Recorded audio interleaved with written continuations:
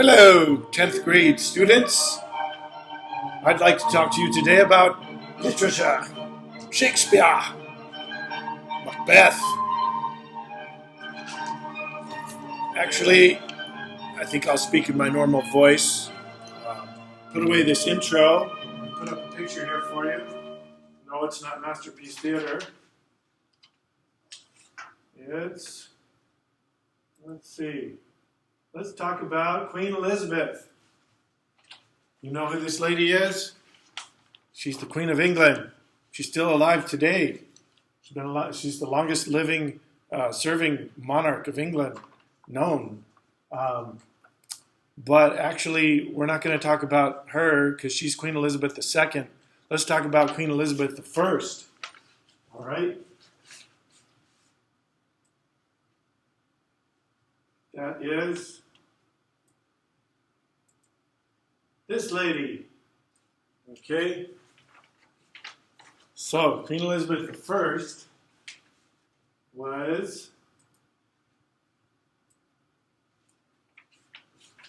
was Queen of England when Shakespeare started writing his plays. Okay, so why am I talking about her? You might be wondering. You might also be wondering, why is Mr. C making us read this dark play about evil, betrayal, and murder, Macbeth? The answer is because it's one of the most powerful examples of history, psychology, philosophy, and culture, and also because if you understand the way things work that are bad and messed up, it gives you a clearer understanding how to avoid it yourself and have a much better life. All right? That's why the Greeks, it was one of the purposes of Greek tragedy and Renaissance tragedy, which Macbeth is one of the examples. Okay, so a little bit about the history. Queen Elizabeth I, this lady was on the throne when Shakespeare first started writing his plays in the 1590s. Okay, and she was an interesting lady. She was one of the most powerful, influential rulers of England. At the time that she ruled, many people thought a woman would not be a strong ruler, but she turned out to be a pretty strong ruler. But she never married, because in those days, if a queen married a king, then the king would be in charge, not the queen. And Elizabeth had some painful things that happened when she was a kid. Her father executed her mother. Okay, so maybe she had this view that if she became queen, she didn't want to have a man have that kind of authority over her. But the consequence of not getting married in those days means that there were certain things she would never do.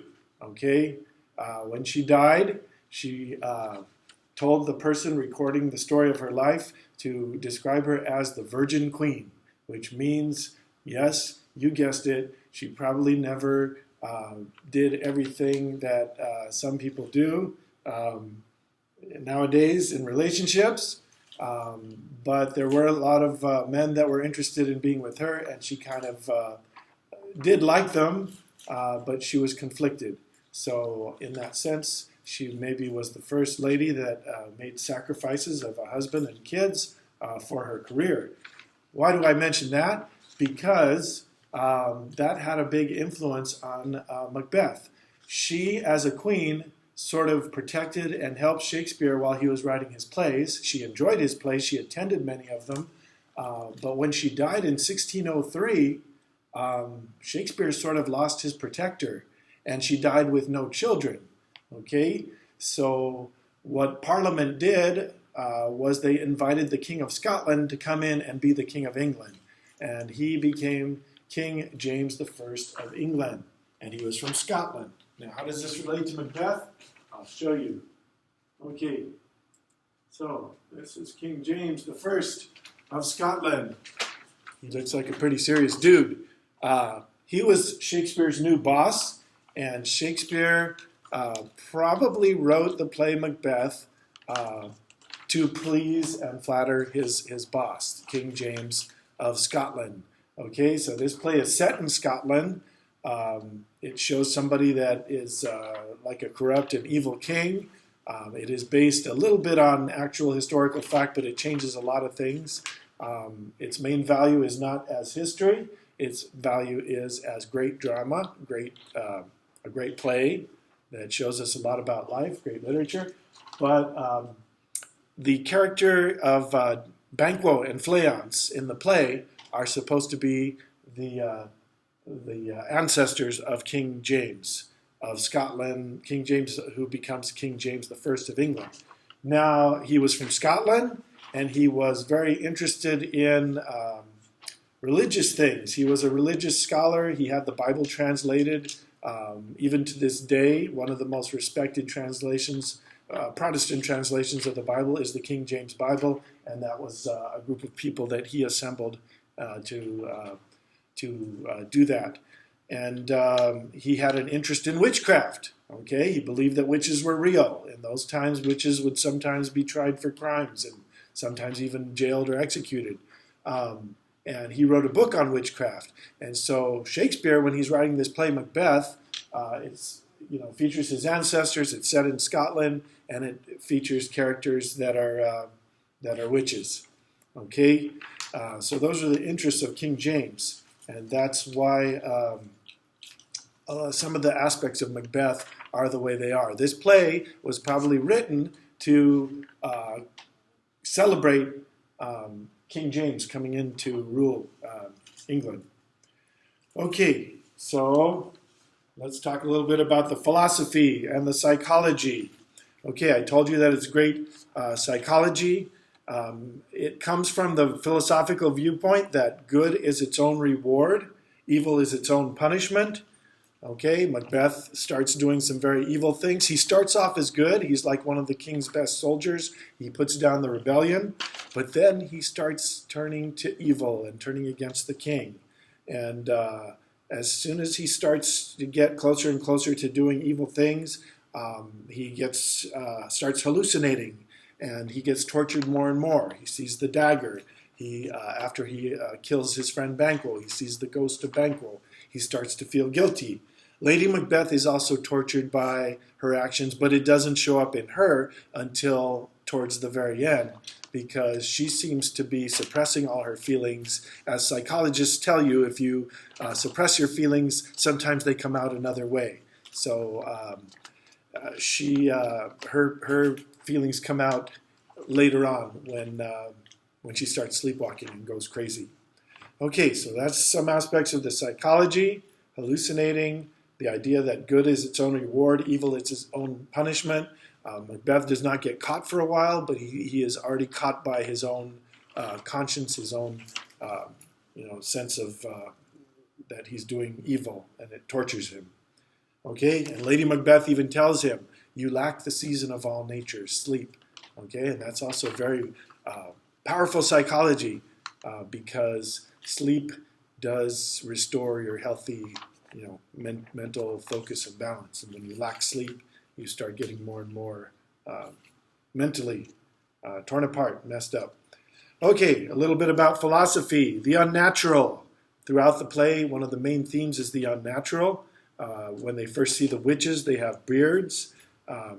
There's constant images of things in nature where little animals kill big animals. Okay, he mentions as sparrows, eagles, or the hare of the lion.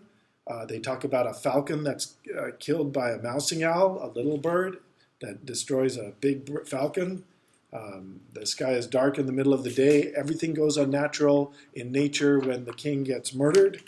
Okay, also they would consider it unnatural to turn against your king or to turn against his friend Banquo. They were friends, and he turns against his friend.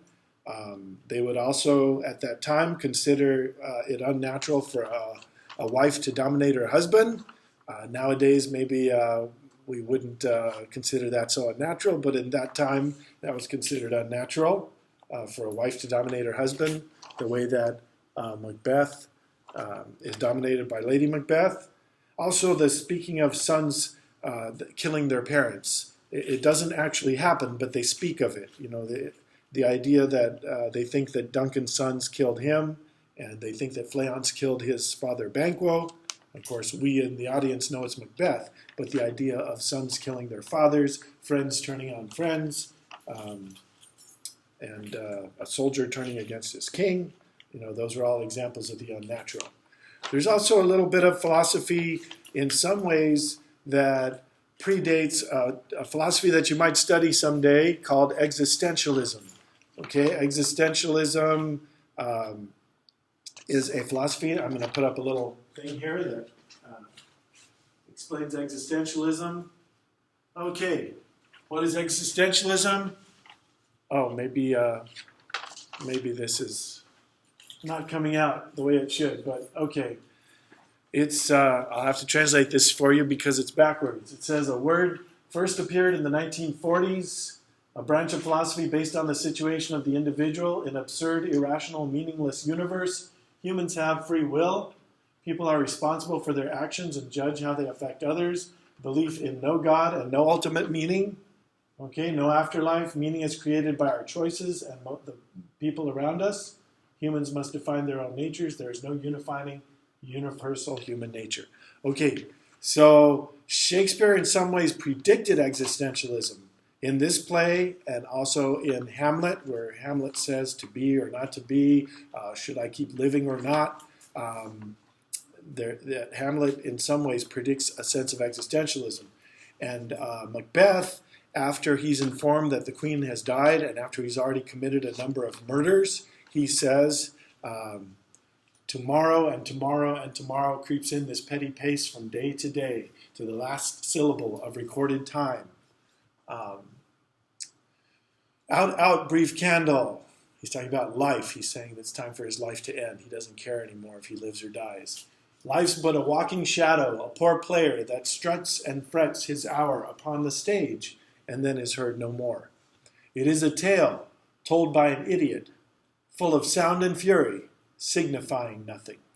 All right, that's what Macbeth says, and that's from memory. I actually remembered that. I hope I had it right. I hope I didn't make any mistakes. And he is basically saying that life is meaningless. Okay, in some ways he's anticipating the philosophy of existentialism that say that life is meaningless. Shakespeare, however, was not an existentialist. He's basically showing a character who feels that life is meaningless. Now, why is life meaningless for Macbeth? Because he has turned to evil. He has betrayed his friends. He has betrayed his king. He is murdering people in cold blood. And so now his life appears meaningless. And there's another part that's not quoted as often as this part that shows a balance, because Shakespeare is not an existentialist. He actually believes that life has meaning. He seems to believe that there is possibly a higher power, maybe God or afterlife. And Macbeth says, in another part, he says, that which should accompany old age as honor, troops of friends, obedience, that other people respect and are trusted and are his friends, he says, I must not look to have. Because he's killed his friends. He's betrayed his king. Nobody can trust him.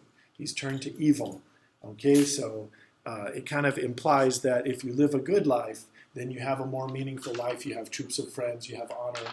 You have the obedience of your family members, sons, daughters, whatever. But Macbeth has lived an evil life, has done a lot of bad things, and so he says, I must not look to have that. Okay, so that's a little bit about psychology, a little bit about philosophy, about history. Lastly, about culture. This is an important part of culture. It has shaped a lot of the culture around us. Okay, the whole idea, the trope, the image of witches stirring a pot and saying double, double, boil and bubble, fire burn and cauldron bubble. That all comes from Macbeth, from this play.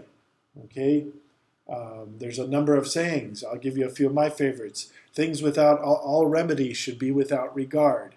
Okay, there's a part that I've already mentioned where he says the sound, life is it is a tale told by an idiot full of sound and fury, signifying nothing. There's a famous novel called The Sound and the Fury. There's also There's also By the Pricking of My Thumb, Something Wicked This Way Comes by Ray Bradbury. There's many stories and poems and novels that were based on this play. So it's not only a great play, it influenced all kinds of other writers and thinkers. Those are only some examples. Okay, so I'll show you a few more examples of famous quotes that come from this. Let's put this up here. Okay. So these are a number, I just Googled Macbeth quotes, and these are all examples of quotes. This one says here, fair is foul and foul is fair. Okay, the unnatural, good is bad, bad is good. You know, that it shows what happens when people turn towards evil. Is this a dagger which I see before me, the handle toward my hand? Okay, so there's also an episode of Star Trek, the original Star Trek, which is named after, it's called A Dagger of the Mind. Okay, let's see.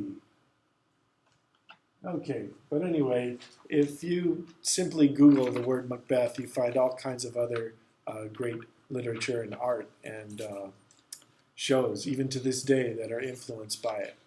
So it's an important part of culture. And if I have convinced you that it's worthwhile to study this great play, the last work of literature that we are covering for your 10th grade experience, then I will say mission accomplished.